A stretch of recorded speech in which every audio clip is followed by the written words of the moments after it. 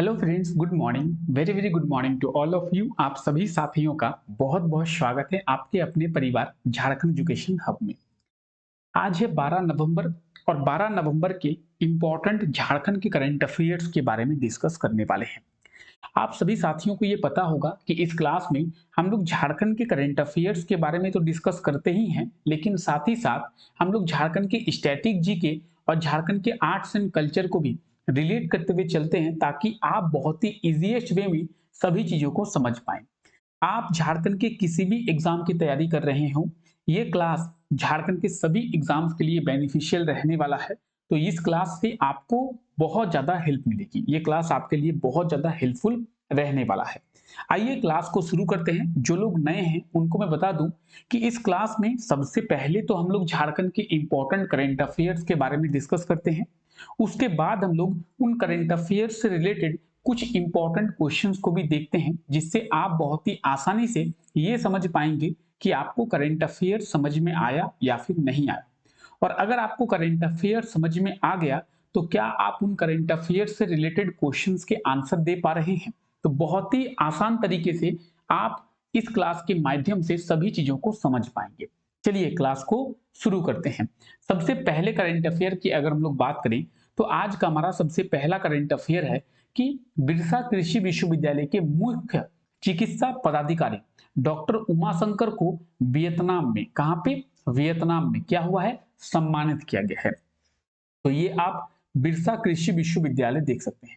अच्छा, बिरसा कृषि विश्वविद्यालय की अगर हम लोग बात करें तो ये है कहां पे, रांची में है। अच्छा, एग्जाम में इससे रिलेटेड कई बार क्वेश्चन ये पूछा गया है कि झारखंड का एकमात्र कृषि विश्वविद्यालय किस शहर में स्थित है? तो झारखंड में केवल एक ही कृषि विश्वविद्यालय है। झारखंड में केवल एक एग्रीकल्चर यूनिवर्सिटी है, जो कि है बिरसा एग्रीकल्चर यूनिवर्सिटी, बिरसा कृषि विश्वविद्यालय। और ये है कहां पे, रांची में है। तो आप लोग ध्यान रखेंगे झारखंड में कितनी कृषि विश्वविद्यालय है, यानी झारखंड में कितने एग्रीकल्चर यूनिवर्सिटी है। तो झारखंड में केवल एक एग्रीकल्चर यूनिवर्सिटी है, जो कि है बिरसा एग्रीकल्चर यूनिवर्सिटी, और जो कि रांची में स्थित है। ठीक है। और इसके अभी मुख्य चिकित्सा पदाधिकारी जो कि है डॉक्टर उमाशंकर, इन्हें वियतनाम में सम्मानित किया गया है। तो इस चीज को आप लोगों को ध्यान में रखना है। ये आप देख सकते हैं बिरसा कृषि विश्वविद्यालय। अभी हम लोग इसके बारे में बात किए कि ये रांची में है। और 1980 में, कब, 26 जून, याद रखेंगे 26 जून, कब, 26 जून 1980 में इसकी स्थापना की गई थी। क्लियर। चलिए आगे बात करते हैं। तो हाल ही में बिरसा कृषि विश्वविद्यालय के मुख्य चिकित्सा पदाधिकारी डॉक्टर उमाशंकर वर्मा को वियतनाम के हनोई में क्या आयोजित किया गया था, द्वितीय अंतरराष्ट्रीय हेम्योपैथिक सम्मेलन जो है वो आयोजित किया गया था। क्या, द्वितीय अंतरराष्ट्रीय हेम्योपैथिक सम्मेलन, यानी सेकेंड इंटरनेशनल हेम्योपैथी कॉन्क्लेव। क्या, सेकेंड इंटरनेशनल हेम्योपैथी कॉन्क्लेव का आयोजन कहां पे, वियतनाम के हनोई में किया गया था। और इसमें बिरसा कृषि विश्वविद्यालय के मुख्य चिकित्सा पदाधिकारी डॉक्टर उमाशंकर वर्मा को सम्मानित किया गया है। तो बहुत इंपॉर्टेंट है, आप लोग इस चीज को याद रखें। हो सकता है कि एग्जाम में पूछा जाए, क्योंकि झारखंड में केवल एक ही एग्रीकल्चर यूनिवर्सिटी है, इसलिए बहुत इंपॉर्टेंट है, इस चीज को आप लोग ध्यान रखेंगे। क्लियर है। इससे रिलेटेड आगे हम लोग क्वेश्चंस को भी डिस्कस करेंगे। अच्छा, हम लोग बात कर रहे थे बिरसा कृषि विश्वविद्यालय के बारे में। याद रखिए 26 जून 1980 में, कब, 26 जून 1980 में। ठीक है, 26 जून 1980 में बिरसा कृषि विश्वविद्यालय की स्थापना जो है वो की गई थी। चलिए आगे बढ़ते हैं। ठीक है। अच्छा, क्लास का पीडीएफ आप लोगों को टेलीग्राम पे मिल जाएगा, तो टेलीग्राम चैनल को ज्वाइन करना ना भूले। जो भी लोग ऐसे हैं जो हमारे टेलीग्राम चैनल के साथ नहीं जुड़े हैं, टेलीग्राम चैनल को ज्वाइन कर ले। टेलीग्राम पे सभी क्लासेस के पीडीएफ, नोटिफिकेशन, अपडेट्स, सारी वैकेंसी के डिटेल्स और भी बहुत सारी चीजें हैं जो आपको टेलीग्राम पे मिल जाती है। तो टेलीग्राम चैनल को ज्वाइन करना ना भूले, डिस्क्रिप्शन में लिंक दिया हुआ है। और आप जो है हमारे व्हाट्सएप चैनल से भी जुड़ सकते हैं, इसका भी लिंक आपको नीचे डिस्क्रिप्शन में दिया हुआ है। चलिए आगे बढ़ते हैं। और हमारा अगला करंट अफेयर है, एक फिल्म है जो कि रिलीज हुआ है। फिल्म का नाम क्या है, सेटलमेंट। आप देख सकते हैं ये जो फिल्म है जिसका नाम है सेटलमेंट, ये 18 अक्टूबर 2024 में रिलीज हुआ है। और ये जो फिल्म है इस फिल्म की पूरी जो शूटिंग है वो हमारे झारखंड में हुई है। ठीक है, तो आप लोगों को याद रखना है कि ये जो फिल्म है जिसका नाम है सेटलमेंट, ये सेटलमेंट मूवी, इसकी पूरी की पूरी शूटिंग जो है वो हमारे झारखंड में हुई है। क्लियर है? चलिए, कोई कंफ्यूजन नहीं रहना चाहिए, इसलिए आइए एक और बार चीजों को देखते हैं कि झारखंड में हुई शूटिंग फिल्म सेटलमेंट को रिलीज किया गया है। इस फिल्म की पूरी शूटिंग जो है वो हमारे झारखंड में हुई है। इस फिल्म के निर्माता कौन है? विजय कुमार अग्रवाल इस फिल्म के निर्माता है।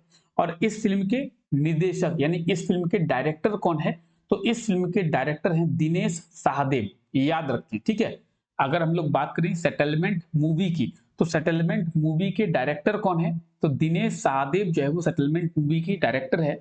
और सेटलमेंट मूवी जो है वो उसका पूरा का पूरा शूटिंग कहाँ पे हुआ है? तो पूरा का पूरा जो शूटिंग है वो हमारे झारखंड में हुआ है। चीजों को याद रखिए, बहुत इंपॉर्टेंट है आप लोगों के लिए। ठीक है, चलिए आगे हम लोग इससे रिलेटेड क्वेश्चंस भी देखेंगे। आइए बात करते हैं निकिता पार्वेल के बारे में। निकिता पार्वेल, ये आप जो तस्वीर देख पा रहे हैं आपके स्क्रीन पर, यह है निकिता पार्वेल। और फेमिना मिस इंडिया वर्ल्ड 2024 की विजेता जो है वो बनी है।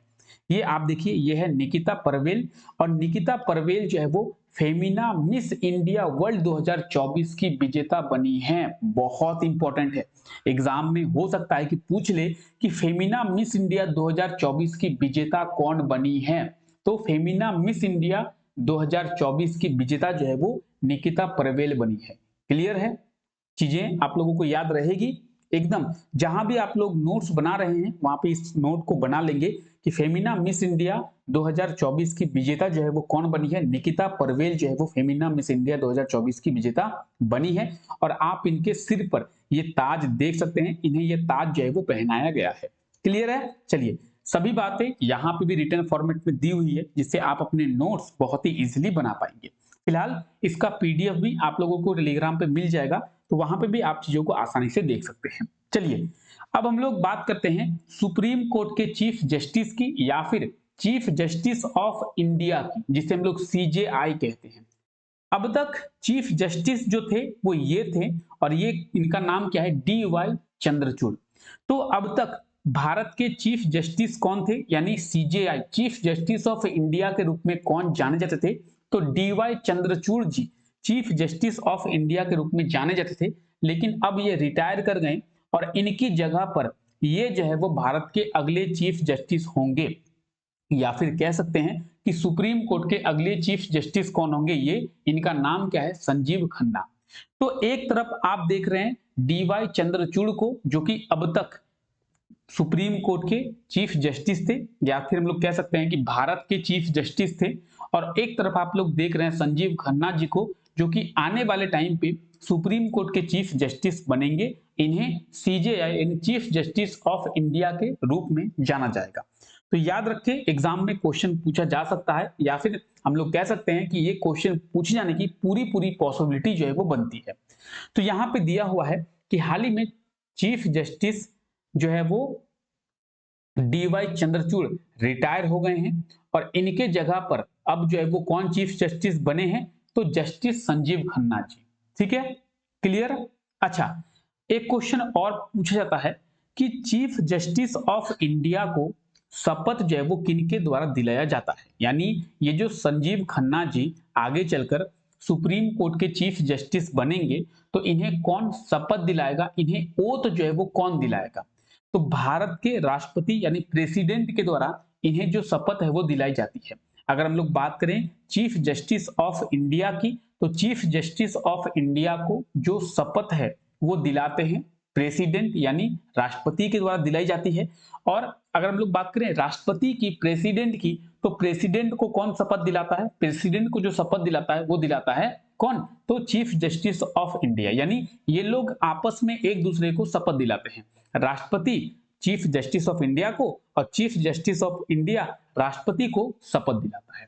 ठीक है, चलिए आगे बात करते हैं। अच्छा, एग्जाम में अगर पूछे कि प्रधानमंत्री को कौन शपथ दिलाता है, तो प्रधानमंत्री को राष्ट्रपति शपथ दिलाता है। जिस प्रकार से अगर हम लोग झारखंड से रिलेट करें, तो झारखंड के गवर्नर को कौन शपथ दिलाता है? झारखंड के राज्यपाल को। तो झारखंड हाई कोर्ट के जो चीफ जस्टिस होते हैं वो झारखंड के गवर्नर को क्या करते हैं, तो शपथ दिलाते हैं। उसी तरीके से झारखंड हाई कोर्ट के चीफ जस्टिस जो हैं उन्हें कौन शपथ दिलाता है, तो झारखंड के गवर्नर। यानी झारखंड के गवर्नर और झारखंड हाई कोर्ट के चीफ जस्टिस ये लोग एक दूसरे को शपथ दिलाते हैं। अच्छा, एग्जाम में अगर ये पूछे कि झारखंड के मुख्यमंत्री को कौन शपथ दिलाता है, तो झारखंड के राज्यपाल यानी झारखंड के गवर्नर झारखंड के मुख्यमंत्रियों को और झारखंड के बाकी मंत्रियों को भी शपथ दिलाते हैं। ठीक है, चलिए आगे बढ़ते हैं। अच्छा, मोइनुल हक ये स्टेडियम कहां पे है, ये स्टेडियम है बिहार के पटना में।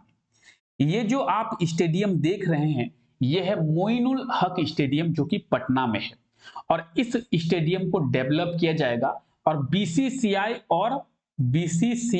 और बिहार सरकार के द्वारा इस स्टेडियम को डेवलप किया जाएगा और कुछ इस प्रकार से डेवलप करके इस स्टेडियम को ऐसा बनाया जाएगा।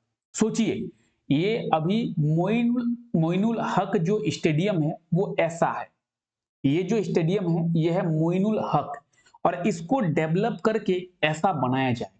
किनके द्वारा, बीसीसीआई और बिहार सरकार मिलकर मोइनुल हक स्टेडियम को डेवलप करेगी। कहां पे है ये मोइनुल हक स्टेडियम, ये बिहार में, आप लोगों को याद रखना है। कुछ इस प्रकार का स्टेडियम अभी है और इसे डेवलप करके कुछ इस प्रकार का बनाया जाएगा। ये जो इसका मॉडल है ये 3D मॉडल है, यानी बीसीसीआई और बिहार सरकार ने मिलकर इस मॉडल को बनाया है और उन दोनों ने मिलकर इस मॉडल को बनाकर लोगों के सामने पेश किया है कि अब जो ये स्टेडियम है कुछ इस प्रकार से बनाया जाएगा, डेवलप किया जाएगा। यानी ये जो मोइनुल हक स्टेडियम है इसे एक इंटरनेशनल स्टेडियम के रूप में डेवलप किया जाएगा, अंतरराष्ट्रीय स्टेडियम के रूप में विकसित किया जाएगा। तो बिहार सरकार के द्वारा पटना में स्थित मोइनुल हक स्टेडियम का पुनर्विकास करने का निर्णय लिया गया है। बीसीसीआई और बिहार सरकार के बीच एमओयू किया गया है इस स्टेडियम के डेवलपमेंट के लिए। क्लियर है? अगर एग्जाम में पूछे कि मोइनुल हक स्टेडियम कहां पे है तो याद रहेगा पटना में है। क्लियर है? मोइनुल हक स्टेडियम कहां पे है, पटना में है। तो आई होप आपको करंट अफेयर्स समझ में आए हैं।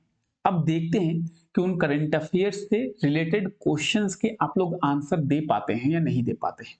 आइए चीजों को डिस्कस करते हैं। सबसे पहला क्वेश्चन हमारा ये रहा कि राज्य के किस विश्वविद्यालय के मुख्य चिकित्सा पदाधिकारी को वियतनाम में सम्मानित किया गया है, बताएंगे।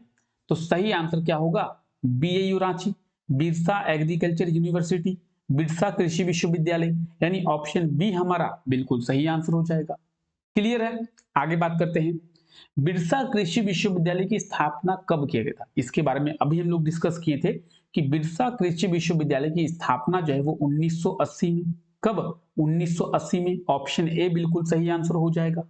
चलिए आगे देखते हैं। हाल ही में रिलीज हुई फिल्म सेटलमेंट की पूरी शूटिंग किस राज्य में हुई है? तो रिसेंटली एक फिल्म रिलीज किया गया है जिसका नाम है सेटलमेंट, और इसकी पूरी की पूरी जो शूटिंग है वो हुई है हमारे झारखंड में। ऑप्शन ए इसका भी बिल्कुल सही आंसर हो जाएगा। तो ऑप्शन ए बिल्कुल सही आंसर हो जाएगा। क्या आप इन क्वेश्चंस के आंसर दे पा रहे हैं? अगर आप इन क्वेश्चंस के आंसर बहुत ही इजी तरीके से दे पा रहे हैं इसका मतलब कहीं ना कहीं ये है कि आपको चीजें बहुत अच्छे तरीके से समझ में आ गई है। ठीक है, चलिए आगे बात करते हैं। हाल ही में कौन सीजेआई बने हैं, यानी चीफ जस्टिस ऑफ इंडिया बने हैं? तो चीफ जस्टिस ऑफ इंडिया की अगर हम लोग बात करें, चीफ जस्टिस ऑफ इंडिया कौन बने हैं? संजीव खन्ना। ऑप्शन बी बिल्कुल सही आंसर, ऑप्शन ए बिल्कुल सही आंसर हो जाएगा। देखिए मैं आपको बोल तो रहा हूं संजीव खन्ना और बता रहा हूं ऑप्शन बी, ऑप्शन ए बिल्कुल। डीवाई चंद्रचूड़ की अगर हम लोग बात करें तो ये अब तक जहां भारत के क्या थे, चीफ जस्टिस ऑफ इंडिया थे, लेकिन ये अब रिटायर हो गए और इनके जगह पे संजीव खन्ना जो है वो चीफ जस्टिस ऑफ इंडिया बने हैं। ठीक है, चलिए मोइनुल हक स्टेडियम किस राज्य में स्थित है, या फिर मोइनुल हक स्टेडियम कौन से शहर में स्थित है, बताएंगे। क्या होगा सही आंसर? तो मोइनुल हक स्टेडियम की अगर हम लोग बात करें ये कहां पे है, ये बिहार में है। बिहार में कहां पे है? तो बिहार में ये पटना में है। ऑप्शन बी बिल्कुल सही आंसर हो जाएगा। मोइनुल हक स्टेडियम कहां पे है? तो मोइनुल हक स्टेडियम बिहार में है और इसे जो है एक इंटरनेशनल स्टेडियम के रूप में डेवलप किया जाएगा। ये अभी आपको थोड़ी देर पहले बताया गया है। तो क्या आप इन क्वेश्चंस के आंसर बहुत ही इजी तरीके से कर पा रहे हैं? अगर आप बहुत ही इजी तरीके से इन क्वेश्चंस के आंसर कर पा रहे हैं, इसका मतलब कहीं ना कहीं ये है कि आपको चीजें समझ में आ गई है।